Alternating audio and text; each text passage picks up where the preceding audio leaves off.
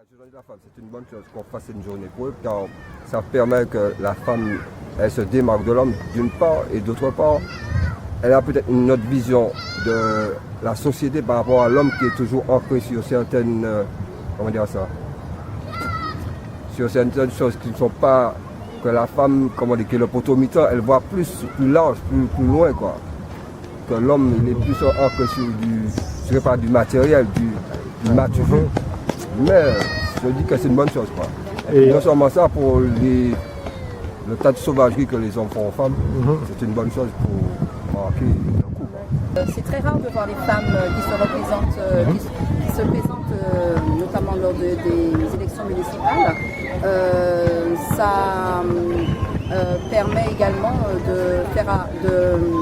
d'évoquer cette histoire de parité, qui n'existe pas toujours et que le gouvernement essaie de lutter contre cela. Et ça permet également d'avoir une autre image de la femme que celle de la mère au foyer, mais d'une femme militante qui se présente pour les citoyens de cette chaîne. Et elles sont très peu représentatives, donc c'est très bien qu'une femme se présente. Donc je les encourage. Évoque pour vous la journée de la femme. C'est une journée très importante dans mon pays parce que je suis d'origine ukrainienne et c'est un jour férié dans mon pays d'origine puisque je suis française déjà. Ça fait plus de 10 ans que j'habite en France et depuis un an en Martinique. Vous pensez d'une femme qui s'engage en politique? Bah c'est bien. Moi je félicite ça parce que pour une femme c'est important. La femme c'est pas juste la maison et les casseroles. Il faut qu'elle s'épanouisse aussi dans son travail, pourquoi pas dans la politique. Donc la journée de la femme.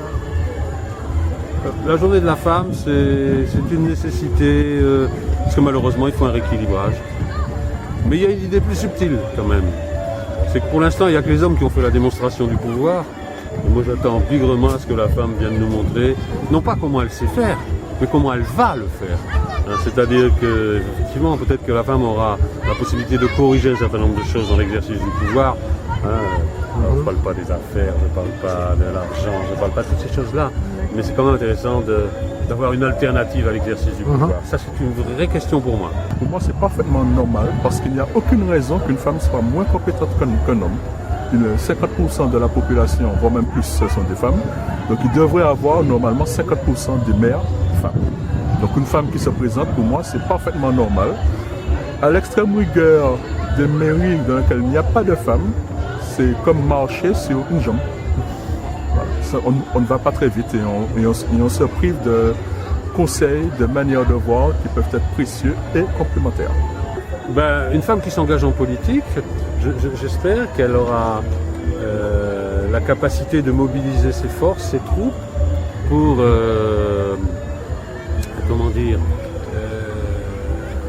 la politique c'est quand même le développement, c'est le social, donc mettre plus d'harmonie, plus d'écoute, plus d'harmonie a priori.